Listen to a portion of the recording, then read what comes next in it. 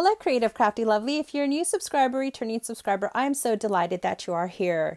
Here I am again participating in the open collaboration Project Share Thursday that is hosted by Mary Allen of Crafts and Hauls. I created 4 of these and each one is different, but I do want to share each one individual.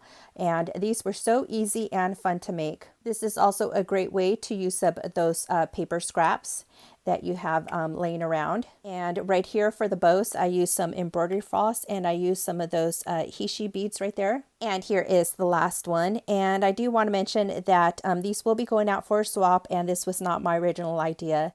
Sandy, who is Septeria 18, is the one that came up with this idea. So I used her tutorial, which I will link down in the description below. That way you can get all of the measurements for how to make all of these.